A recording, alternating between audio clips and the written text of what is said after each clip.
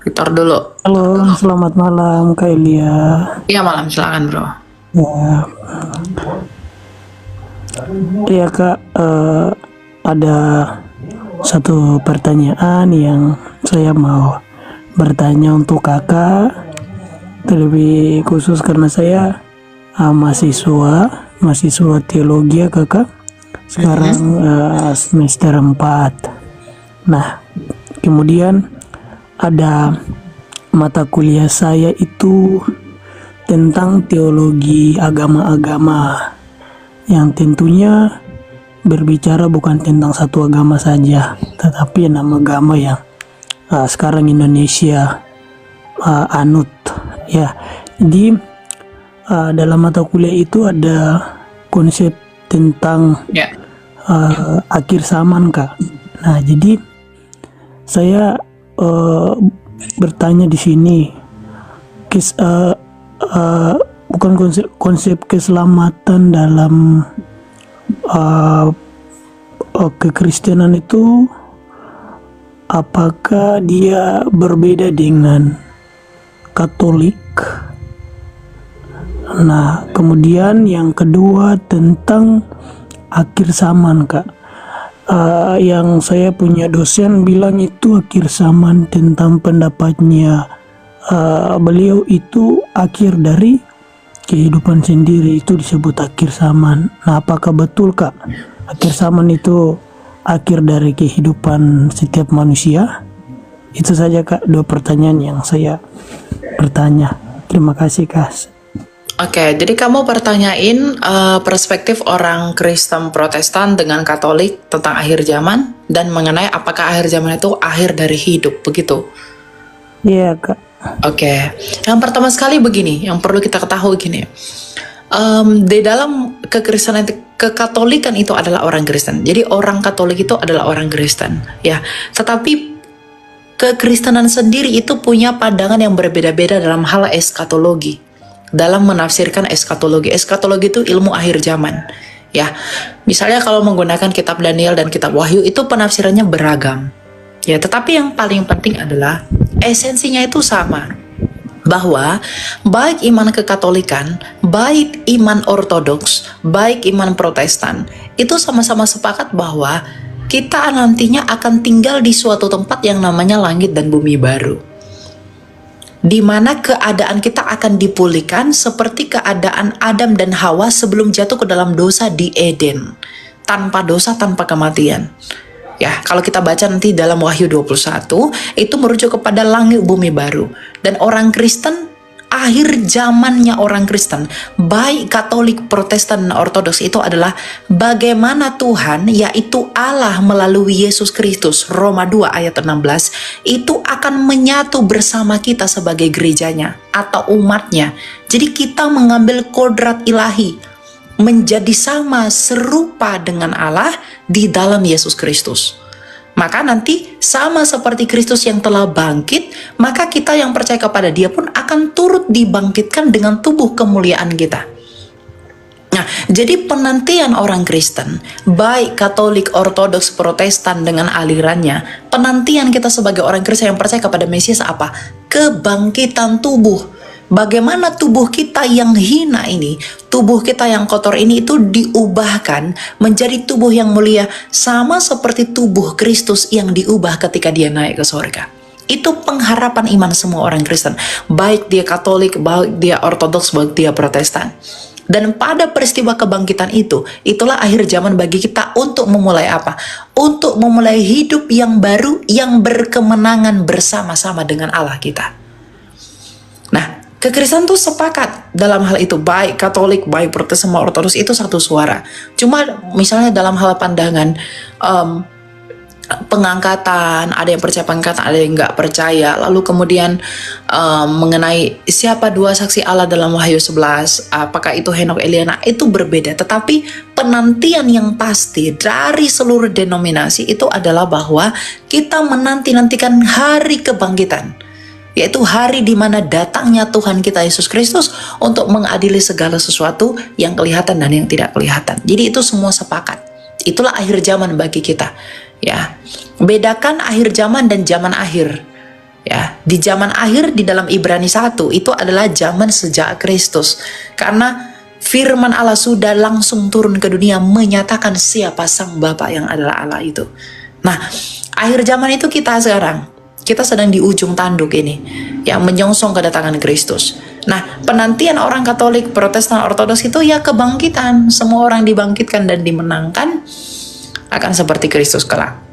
Nah, ketika kita sudah dibangkitkan, kita ditempatkan di langit bumi baru. Nah, kita akan hidup bersama-sama dengan Kristus untuk masa selama-lamanya dalam keadaan tanpa dosa, tanpa penderitaan, tanpa kesakitan, tanpa ratap tangis, tanpa duka cita, yaitu keadaan yang tidak ada dosa. Nah, itulah langit dan bumi yang baru bagi kita. Ya, semua orang Kristen aliran manapun yang benar, aliran garis utama, itu selalu memiliki penantian hal yang sama, bersatu dengan Allah, mengambil kodrat ilahi. Nah, itu tujuan kita, ya. Nah, kemudian yang kedua mengenai akhir zaman, apakah itu akhir dari hidup? Itu akhir dari hidup kita yang lama. Kita baca di dalam 1 Korintus ya, mengenai kebangkitan tubuh. Ya. Coba kita baca. Ini perkataan Rasul Paulus kepada jemaat di Korintus, suratnya yang pertama. Itu tentang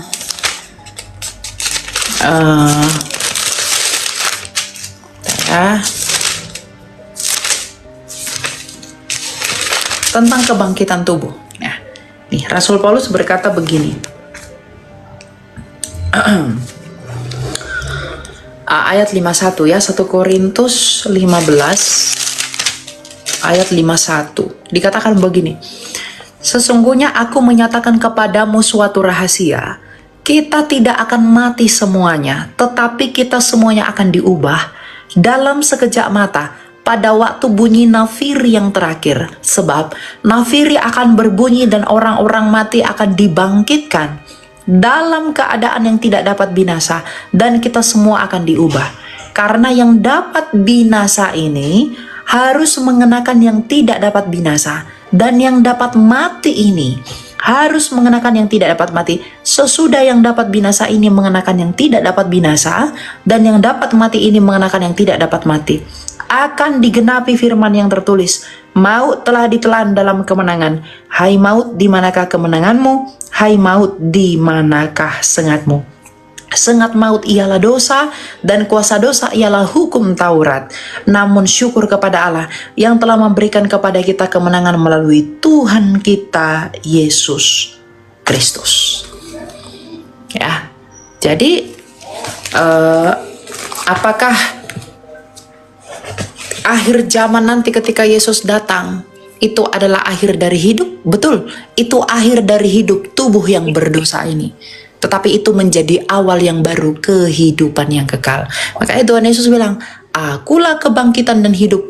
Barang siapa yang percaya kepadaku, ia akan hidup walaupun ia sudah mati. Nah, artinya ia akan hidup walaupun ia sudah mati, artinya adalah tubuh yang lama ini akan mati, tapi dia akan memulai hidup baru di dalam tubuhnya yang baru, yaitu tubuh kebangkitan, sama seperti tubuh yang dia punya ketika dia bangkit pada hari ketiga.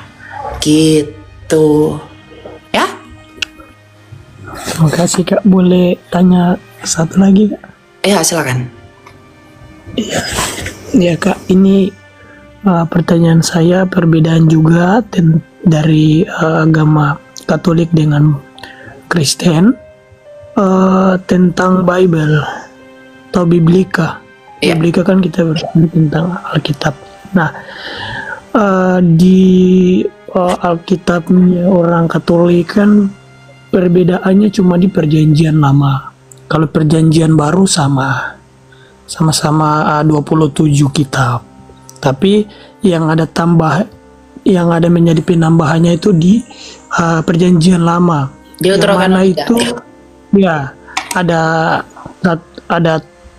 Tobit, Yudit, 1 Makabe, 2 Makabe, Sirak dan Baruk dan itu penambahan ini. Nah, yang menjadi pertanyaan saya, kenapa kita orang Kristen tidak menggunakan 7 kitab ini dalam perjanjian lama. Oke. Itu saja, Kak. Lebih tepatnya sih orang Protestan ya. Kenapa mereka tidak menggunakan 7 kitab Deuterokanonika itu? Ya, karena gini, sebenarnya gereja mula-mula itu menggunakan itu. Karena kenapa itu berbeda? Karena orang Protestan, kita ini orang Protestan yang lahir di abad ke-15, kita menggunakan kanon Ibrani yang mengikuti orang Yahudi Rabinik yang kita ikuti, yaitu Tanakh. Sedangkan gereja Katolik Roma, dan gereja Ortodoks mereka mengikuti kanonnya Septuaginta, di mana 7 kitab dalam Deuterokanonika itu masih ada. Makanya, walaupun saya Protestan, saya masih pakai Deuterokanonika. Kenapa? Karena saya percaya kepada kesahihan Septuaginta. Ya, jadi kenapa orang Protestan tidak memakai Deuterokanonika? Itu hanya masalah pada kanon yang dipakai. Protestan itu pakai kanon Ibrani yang mengikuti Tanakh Yahudi modern, sedangkan orang Katolik dan Ortodoks menggunakan Septuaginta atau Vulgata, bahasa Latin milik orang Katolik. Jadi bedanya cuma di situ aja, gitu. Dan itu bagi saya secara pribadi itu tidak esensial ya. Kenapa tidak esensial? Memang tulisan 2 Timotius 3 ayat 16, tulisan-tulisan itu bermanfaat untuk mengajar kita dan menyatakan kesalahan. Nah, dan memang kita harus akui bahwa orang Protestan yang tidak mengakui Deuterokanonika karena mengikuti kanon Ibrani, dengan orang Katolik dan Ortodoks yang pakai Deuterokanonika, kita punya pandangan yang berbeda dalam hal-hal tertentu. Tapi menurut saya itu tidak masalah. Kenapa? Karena itu perbedaan-perbedaan sekunder, bukan perbedaan primer yang membuat kita itu kehilangan keselamatan, gitu loh. Karena toh yang Deuterokanonika itu bagian dari perjanjian lama, bukan di kanon perjanjian baru, gitu. Iya, iya kan, betul juga sih. Kan ya kita tahu bahwa Alkitab ini bukan memang buku, tetapi yang di dalamnya itu kan firman Allah, firman Tuhan. Betul. Ucapan perkataan Tuhan. Dan memang orang-orang yang menulis kitab suci ini juga tidak semua orang begitu yang dipakai Tuhan untuk menulis itu. Nah, kalau kita Biblika ini kan kitab yang memang diilhamkan Allah gitu ya. Kalau kesimpulan saya sih, sesuatu kitab suci yang memang yang Allah ilhamkan itu ya, saya percaya dan saya memang ikuti hal itu, gitu ya. Berarti kak 7 kitab ini juga diilhamkan Allah, gitu ya? Bukan masalah menghilangkan, tapi masalah diakui atau tidak dalam kanon. Ya, ini diilham, maksud saya. Diilhami, apakah 7 kitab ini juga diilhamkan Allah, ya kan kak? Iya betul. Oke, baik. Berarti tadi pandangan itu saja yang membuat sehingga Protestan dengan Katolik, Protestan tidak menggunakan 7 kitab ini di Deuterokanonika, tetapi Katolik memakai. Terima kasih kakak atas jawabannya. Oke, iya. Berkati selalu. Shalom, selamat hari Minggu malam. Shalom. Ya, silakan. Don't judge. Halo.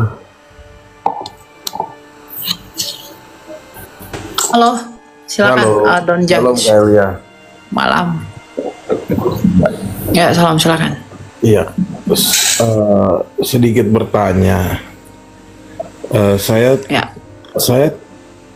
orang yang hampir tidak pernah membaca Alkitab di dalam kesehariannya, tapi untuk melakukan kewajiban kita sebagai Kristen Protestan, melakukan ibadah gereja setiap minggu itu pasti, dan mengikuti kegiatan-kegiatan gereja itu pasti. Nah, pertanyaan saya cuma apakah di dalam kehidupan ini salah jika kita tidak membaca secara berkala untuk Alkitab, atau kita sah-sah aja jika membuka Alkitab itu, mengikuti firman Tuhan itu di saat kebaktian hari Minggu saja atau kebaktian keluarga di hari lain. Nah, dan juga prinsip pribadi saya, selagi saya mengakui tidak berkala untuk membaca Alkitab dari halaman pertama sampai selesai, saya hanya mengacu kepada 10 firman Tuhan untuk menjalani kehidupan ini. Nah, menurut pribadi saya sih, jika sudah melakukan atau berusaha untuk menjalani kehidupan ini dengan acuan 10 firman Tuhan, ya kita akan selamat. Nah, tapi saya ingin tahu jawaban dari Kak Elia dari sudut pandang teologi seperti apa. Itu pertanyaan saya yang pertama. Pertanyaan saya yang kedua, tadi kita membicarakan tentang Kak Elia memberikan penjelasan tentang kebangkitan di akhir zaman. Yang mau saya pertanyakan, kebetulan anggota keluarga saya sudah meninggalkan kami lebih dulu 2 orang, bapak kami dan abang kami. Nah, secara kehidupan di duniawi ini, kami menjalin hubungan keluarga, apalagi turunan dari bapak itu sudah puluhan tahun.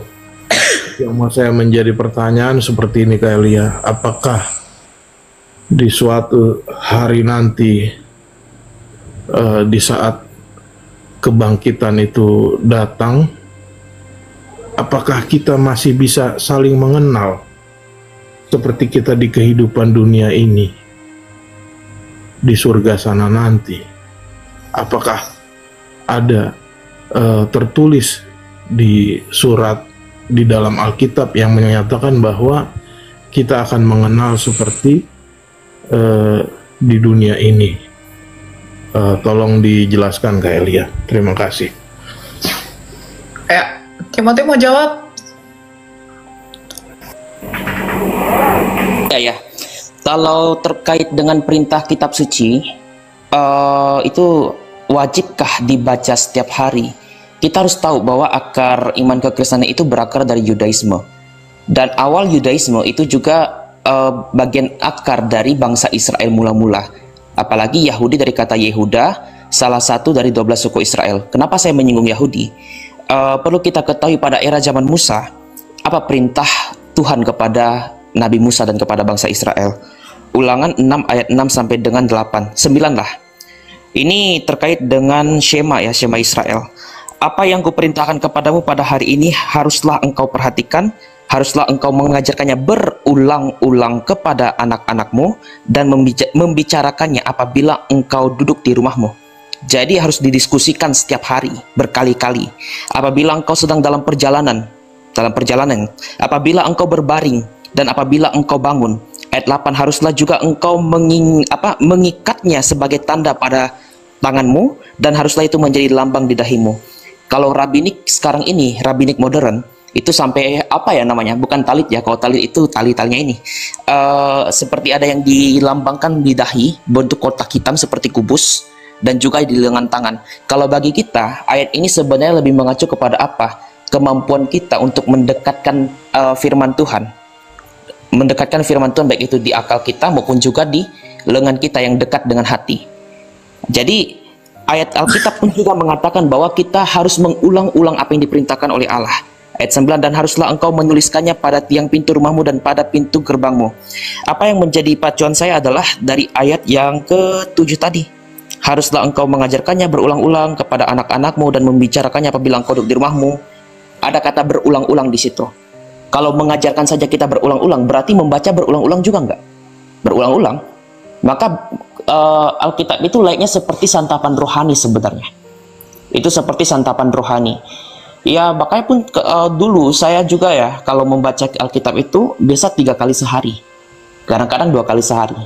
Jujur, kalau boleh ini ya, saya pun juga akhir-akhir ini jarang membaca Alkitab. Walaupun ini kebiasaan yang buruk sebenarnya. Tapi saya membiasakan diri dengan apa? Supaya saya tidak bosan membaca Alkitab. Kalau di gereja Katolik itu, maupun di gereja Ortodoks ya, itu ada yang namanya sinaksarium, yang dimana dibagi dengan bacaan-bacaan. Biasa saya menggunakan bacaan-bacaan itu untuk saya buka di Alkitab, dan nanti saya baca.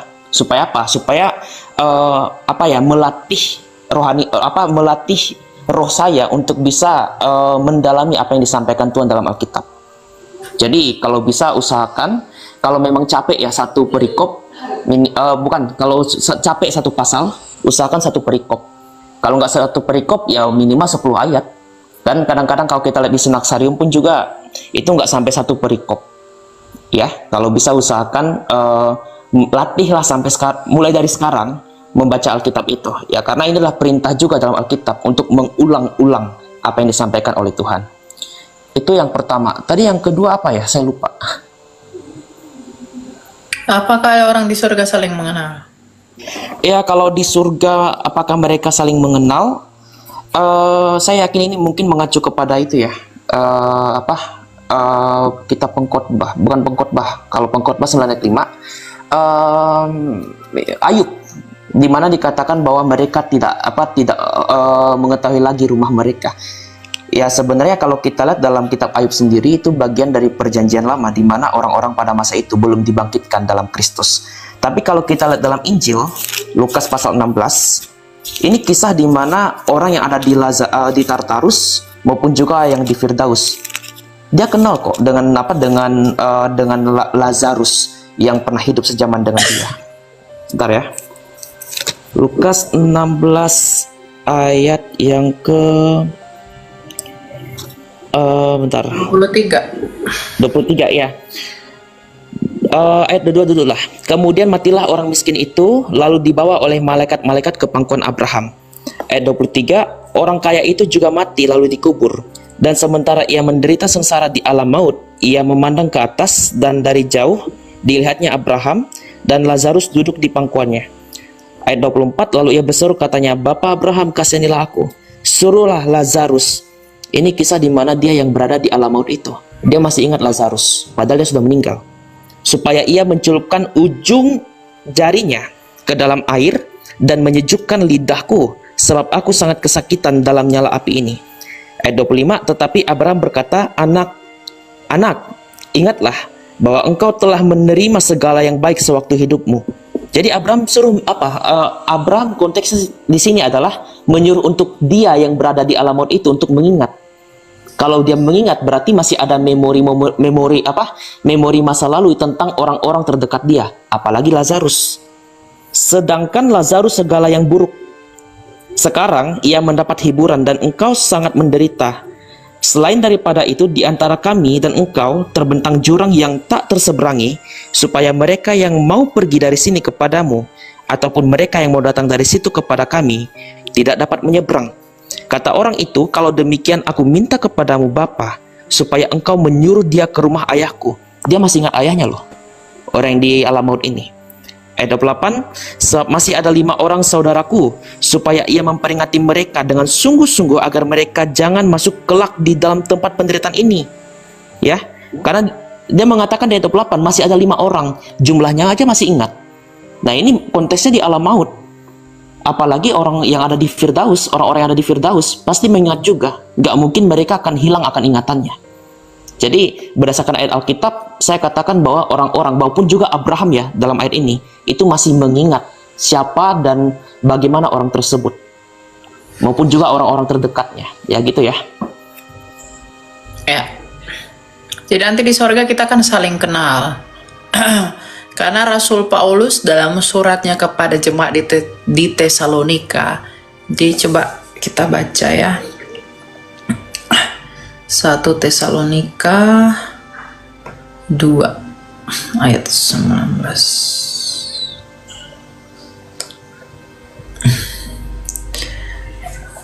Ayat 19 dan 20. Rasul Paulus berkata begini, sebab siapakah pengharapan kami atau sukacita kami atau mahkota kemegahan kami di hadapan Kristus Yesus Tuhan kita pada waktu kedatangannya kalau bukan kamu? Sungguh kamulah kemuliaan kami dan sukacita kami. Jadi Rasul Paulus mengatakan kepada jemaat di Tesalonika bahwa kamulah yang menjadi kemegahan kami nanti ketika Yesus datang. Nah, artinya secara implisit, Rasul Paulus itu di dalam pengharapannya itu bisa bertemu dengan jemaat-jemaat Tesalonika itu. Ya, kalau kita mau kemudian kembali ke perjanjian lama, Harun itu akan menyusul abangnya si Musa, baru yang nanti nenek moyang bangsa Israel juga itu dikumpulkan bersama leluhurnya, yaitu di alam Firdaus itu yang kemudian dalam Lukas 16 ayat 23 tadi disebut sebagai dada Abraham, ya. Gitu. Jadi apakah orang di Firdaus itu atau setelah mati dia masih punya ingatan? Dia punya ingatan. Dia masih mengingat segala sesuatu yang terjadi. Karena rohnya akan memberi pengertian mengenai siapa dia dan apa yang telah dia lakukan. Tadi udah dibaca tentang kisah orang kaya Lazarus bahwa orang kaya itu meskipun sementara teraniaya di alam maut, dia masih mengingat saudaranya yang masih tinggal di bumi.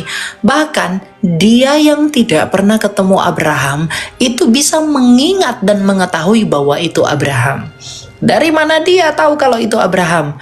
Rohnya memberi dia pengertian. Gitu, karena roh kita ini datang dari yang ilahi. Gitu ya. Dan yang pertama tadi yang paling penting itu adalah pengertian, ya.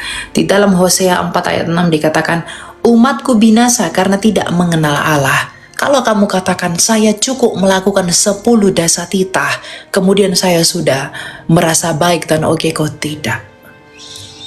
Bukan perbuatanmu yang membuat engkau dibenarkan, tetapi imanmu lah yang membuat kamu dibenarkan. Karena Taurat itu hanya memberitahu kita itu dosa atau tidak, tapi itu tidak berkuasa menghapuskan dosa. Yang menghapuskan dosa adalah Kristus. Jadi saran saya, kamu harus mengenali dan memahami Kristus. Hosea 4 ayat 6 dikatakan, umatku binasa karena tidak mengenal Allah. Kita mengenal Allah Sang Bapa itu melalui Yesus saja. Jadi kalau kita mau mengenal Allah Bapa kita itu harus di dalam Yesus. Kalau mau mengenal siapa Bapa, kalau mau mengenal siapa Allah yang esa itu, maka kenalilah gambarannya itu. Siapa gambaran Allah yang tidak kelihatan? Kolose 1 ayat 15, Yesus Kristus sendiri. Kalau kita ngomong saya cukup melakukan ini, menurut saya itu bagus, itu narasi arogansi. Karena Kristus itu yang membenarkan dan menguduskan kita. Ya, jadi kalau mau mengenal Allah, kalau mau mengenal Dia dengan baik, Yeremia 9 ayat 23-24, yang kusukai adalah bahwa ia memahami dan mengenal bahwa akulah Tuhan yang penuh keadilan, kebenaran dan belas kasih. Belas kasih Allah itu dinyatakan di dalam salib. Kebenaran Allah itu di dalam salib. Dan keadilan Allah itu dinyatakan dalam salib. Jadi kalau mau mengenal Allah, menurut Yeremia 9 ayat 24, kenalilah Dia di dalam salib Kristus. Di luar itu nggak ada. Ya, tapi setelah percaya, setelah beriman, kita perlu membuktikan buah-buah iman kita. Salah satunya apa? Melakukan 10 dasa titah tadi. Gitu. Jangan sampai yang penting saya baik, tapi pengertian kamu salah, kamu tidak mengenal Dia, tetap binasa. Karena kalau sampai kita salah mengenal Dia, salah mengerti Dia, kita tidak punya relasi dengan Dia. Kalau berbicara mengenai kebaikan orang di luar Kristen, dalam kacamata duniawi itu ada yang lebih baik dari orang Kristen. Tapi ini tentang relasi. Misalnya nih, kamu papa saya anak kamu. Lalu saya tidak menganggap kamu sebagai bapakku. Ya, saya nggak mengakui kamu sebagai bapakku. Saya nggak punya hubungan dengan kamu sebagai bapak. Nah, ketika saya buat baik sama orang, apakah perbuatan saya itu berarti bagi kamu? Sedangkan di sisi lain saya menyangkali kamu sebagai bapakku. Dan saya tidak punya pengertian yang benar tentang kamu sebagai bapak saya. Enggak. Nah, anak-anak Allah, manusia yang meskipun dia berbuat baik tapi tidak punya relasi kepada Bapa di dalam Kristus, itu tidak diperhitungkan dan tidak berguna.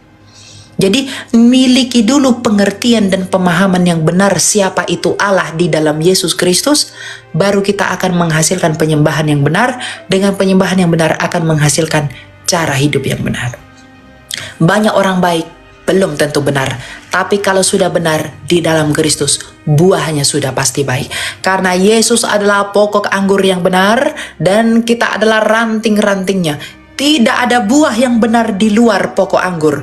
Tidak ada buah yang benar di luar ranting-ranting yang terikat dan menyatu dengan pohon anggur. Jadi kalau mau berbuah benar, harus menyatu dengan pohon anggur itu, yaitu Yesus Kristus sendiri. Jadi jangan berharap kamu berkenan, kamu mengenal Allah itu di luar Kristus yang adalah pokok anggur. Kalau ada orang kelihatan buahnya baik tapi di luar pokok anggur, itu menipu. Buah yang benar itu karena rantingnya benar, dan ranting yang benar menghasilkan buah yang benar karena pokoknya benar. Siapa pokok yang benar itu? Yesus Kristus sendiri. Di luar itu nggak ada. Jadi saran saya, kamu harus mengenali Yesus Kristus dulu, yang di dalam Dia kita merendahkan diri kita, kita merenungkan betapa tidak berharganya kita seharusnya di mata Allah. Tetapi oleh karena kasih karunia Allah di dalam Yesus, kita mengakui dosa kita, kita menerima Dia sebagai Tuhan Juru Selamat kita, kita menimbulkan kecintaan kita kepada Kristus. Dengan demikian, Yesus Kristus sendiri akan membawa kita ke hadapan Bapanya. Dialah yang akan menguduskan dan membenarkan kita. Karena barang siapa yang menyangkal anak, ia menyangkal Bapa, tapi barang siapa menghormati anak, ia menghormati Bapa. Jadi kenali dulu firman sabda yang hidup itu, baru buahnya belakangan.